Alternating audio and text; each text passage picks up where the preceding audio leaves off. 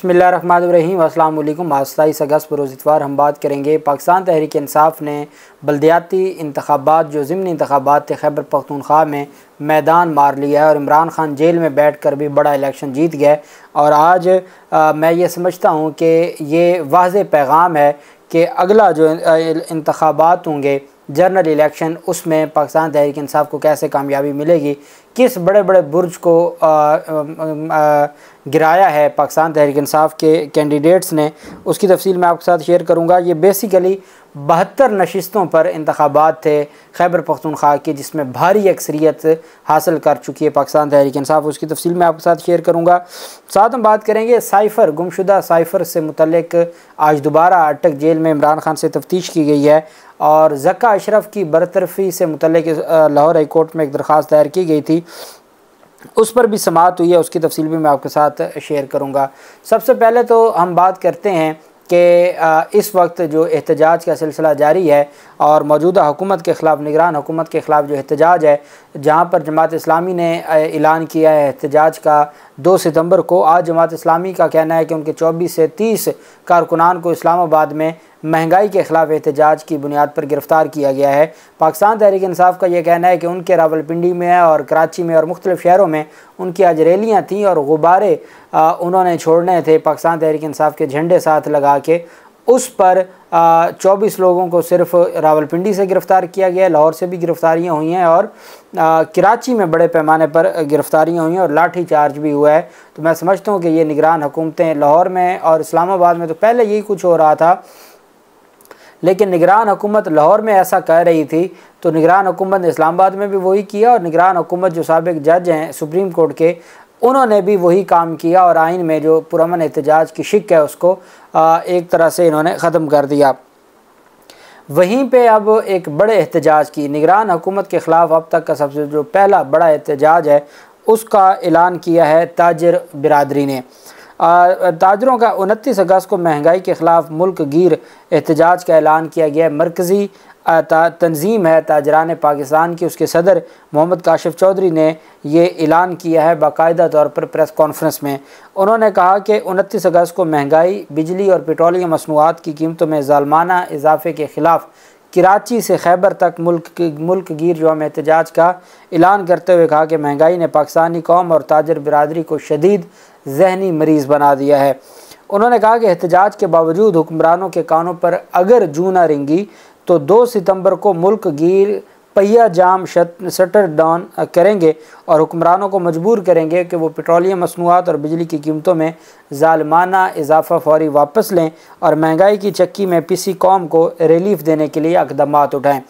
काशिफ चौधरी ने कहा कि अवाम की निगरानी के लिए आने वालों ने निगरानी की बजाय अवाम और जुल्म के पहाड़ तोड़ दिए। अवाम को महंगाई की दलदल से निकालने के लिए आर्मी चीफ आसिम मुनीर से मुतालबा करते हैं कि तमाम स्टेक होल्डर्स के साथ मिल बैठकर अवामी पॉलिसियाँ तरतीब दी जाएँ। उन्होंने कहा जब तक मुल्क पर नाम नहाद मुआशी अरस्तू मुसलत किए जाते रहेंगे तब तक मुल्क की मईशत ज़ब्बोहाली का शिकार रहेगी और जब तक मुंतखब अवामी नुमाइंदों या माहिर सनतकार या ताजर को वज़ीर ख़जाना नहीं लगाया जाएगा तब तक मईशत दुरुस्त सिमत पर गामजन नहीं होगी। मोहम्मद काशिफ चौधरी ने कहा कि महंगाई ने आम आवाम का जीना दोभर कर दिया है। लोग अपने बच्चों को मौत के घाट उतारने पर मजबूर हो गए हैं और अपने गुर्दे फ़रोख्त करने को तैयार हैं। महंगाई का तूफ़ान बिजली के बिलों पर आकर शदीद हो गया है और आवाम अपने हक़ के लिए अब सड़कों पर निकल चुके हैं। उन्होंने कहा कि हुक्मरानों को समझ लेना चाहिए कि पुलों के नीचे से पानी गुजर चुका है, लेकिन इसके बावजूद अशराफी और ब्यूरोक्रेसी वीआईपी कल्चर को छोड़ने को तैयार नहीं है। हज़ारों लीटर मुफ्त पेट्रोल और डीज़ल, लाखों से ज़्यादा अशराफिया की गाड़ियाँ अब भी शाहराहों पर रवां दवा हैं। उन्होंने कहा कि 1,80,000 लोगों को मुफ्त बिजली फराहम की जा रही है। 31 करोड़ से ज़ायद बिजली के मुफ्त यूनिट दिए जा रहे हैं और 5.5 अरब रुपए से ज़ायद सालाना इस्तेमाल की जाने वाली मुफ्त बिजली की वसूली अवाम से की जाती है। ये मुफ्त बिजली और पेट्रोल क्यों दिए जाते हैं और इन्हें बंद क्यों नहीं किया जाता? बड़े तगड़े उनकी जानिब से सवालात उठाए गए हैं और उनकी जानिब से ये कहा गया है कि तमाम जो मकातब फ़िक्र हैं वो हमारी इस हड़ताल में हमारे साथ शामिल होंगे और हम तगड़े तरीके से अपना एहतजाज रिकॉर्ड करवाएंगे और अगर ऐसा ना हुआ तो 2 सितंबर को फिर पहिया जाम और शटर डाउन हड़ताल का ऐलान किया गया है। दूसरी जानिब ज़का अशरफ, जिनकी मुमकिन बरतरफ़ी के ख़िलाफ़ उन्होंने ख़ुद दरख्वास्त दायर की है और ये दरख्वास्त दायर की गई है लाहौर हाई कोर्ट में, जिसमें वफाकी हुकूमत को फ़रीक बनाया गया था। सेक्रेटरी इलेक्शन कमीशन और दीगर फ़रीक़ैन से जवाब तलब किया गया। लाहौर हाई कोर्ट में PCB के चेयरमैन और मैनेजमेंट कमेटी के चेयरमैन ज़का अशरफ की मुमकिन बरतरफ़ी के ख़िलाफ़ दरख्वास्त पर समाअत हुई। लाहौर हाई कोर्ट ने रिमार्क दिया कि Majaz authority chairman board of management को हटाने के हवाले से अपना माइंड अप्लाई करे। अदालत को आगाह किया जाए चेयरमैन PCB का इंतखाब कब होना है। PCB इंतखाबात के लिए इंतखाबी शेड्यूल अभी तक क्यों नहीं आया। ज़का अशरफ के वकील ने कहा कि अगले एक हफ़्ते में इंतखाबी शेड्यूल अदालत में पेश कर दिया जाएगा, एक हफ़्ते में इंतखाबात कराए जाएंगे। वकील ने बताया कि इलेक्शन कमिश्नर PCB ने इंतखाबात की तारीख़ का ऐलान किया था। बोर्ड ऑफ गवर्नर के मौजूदा और साबिक मेंबरान ने जाकर हुक्म इम्तनाई ले लिया। वकील ज़का अशरफ ने अपने दलाइल में कहा कि तनाज़ा पैदा होने के बाद वफाकी हुकूमत ने PCB का नया बोर्ड ऑफ मैनेजमेंट कमेटी तश्कील दी और वज़ीर आज़म ने काबीना से मंजूरी के बाद बोर्ड ऑफ मैनेजमेंट कमेटी का नोटिफिकेशन जारी किया। वकील ने कहा कि मौजूदा बोर्ड ऑफ मैनेजमेंट ने इंतखाबात कराने का अमल शुरू किया। इंतखाबी अमल के पहले मरहले में जस्टिस रिटायर्ड तसद्दुक़ हुसैन जिलानी को एजुकेटर तैनात किया। ज़का अशरफ के वकील ने अपने मौक़िफ़ में कहा कि सेक्रेटरी PCB ने वज़ीर आज़म के प्रिंसिपल सेक्रेटरी को ज़का अशरफ को हटाने के लिए ख़त लिख दिया। सेक्रेटरी PCB अपनी मैनेजमेंट कमेटी का चेयरमैन लाना चाहता है। अदालत ने वफाकी हुकूमत, सेक्रेटरी इलेक्शन कमीशन, PCB और दीगर फ़रीक़ैन से जवाब तलब करते हुए कहा कि सेक्रेटरी PCB के प्रिंसिपल सेक्रेटरी बराए वज़ीर आज़म को लिखे गए ख़त की कोई कानूनी हैसियत नहीं है और एक तरह से उन्होंने स्टे ऑर्डर जारी कर दिया है ज़का अशरफ को हटाने के हवाले से लाहौर हाई कोर्ट ने, और साथ उन्होंने शेड्यूल तलब कर लिया है जिस शेड्यूल के तहत अब इंतखाबात होने हैं PCB के चेयरमैन के।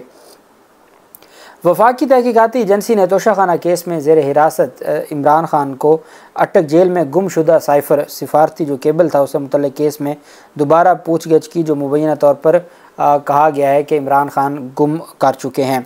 FIA के डिप्टी डायरेक्टर अयाज खान की सरबराही में 6 रुकन GIT ने जेल की डिप्टी सुपरिटेंडेंट के दफ्तर में इमरान खान से मुलाकात की और 1 घंटे तक पूछगछ की।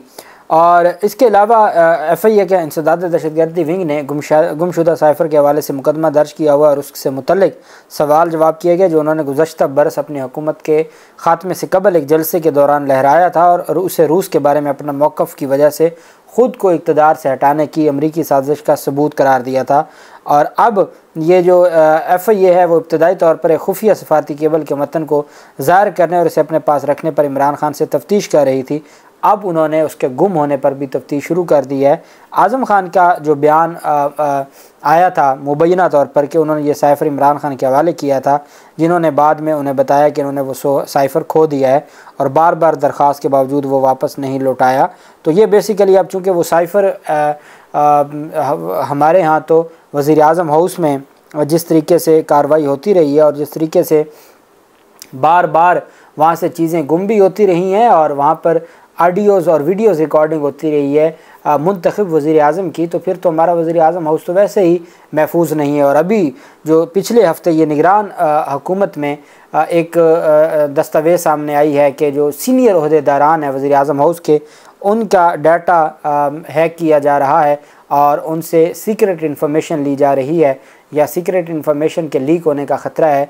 तो जब वज़ीर आज़म हाउस में सीनियर ओहदेदारान वो महफूज नहीं है, तो अगर वो साइफ़र वहाँ से गुम हुआ तो उसकी सिक्योरिटी इमरान खान की ज़िम्मेदारी नहीं है। हाँ, वहाँ पर हर जगह पे कैमरे लगे हुए हैं तो उसकी तफ्तीश की जा सकती है कि क्या उन दिनों में इमरान खान ने ऐसी कोई चीज़ उठा के कहीं साथ ले गए थे, ऐसा क्या हुआ था, उस पर तफ्तीश नहीं करते और ज़ुबानी कलामी सवाल जवाब पूछ रहे हैं। दूसरी जानिब आज खैबर पख्तूनख्वा में बल्दियाती इंतखाबात थे, ज़िमनी बल्दियाती इंतखाबात, और ये टोटल 21 अज़ला में 72 नशिस्तों पर इंतखाबात थे। 21 अज़ला में 72 नशिस्तों पर ये मुख्तलिफ़ ज़िमनी जो सीटें होती हैं बल्दियाती उस पर इंतखाबात थे और अब तक के जो नताइज मौसूल हो चुके हैं उसमें 72 में से 35 पाकिस्तान तहरीक इंसाफ जीत चुकी है। 35 नशिस्तें पाकिस्तान तहरीक इंसाफ इस वक्त तक जीत चुकी है। अभी सिलसिला जारी है और 11 के करीब आज़ाद उम्मीदवार हैं जो इंतखाबात जीत चुके हैं। और इसके अलावा जमीयत उलमा इस्लाम ने 3 सीटें जीती हैं, ANP के बारे में कहा जा रहा है कि एक सीट जीती है और एक पाकिस्तान पीपल्स पार्टी के बारे में कहा जा रहा है कि सीट जीती है।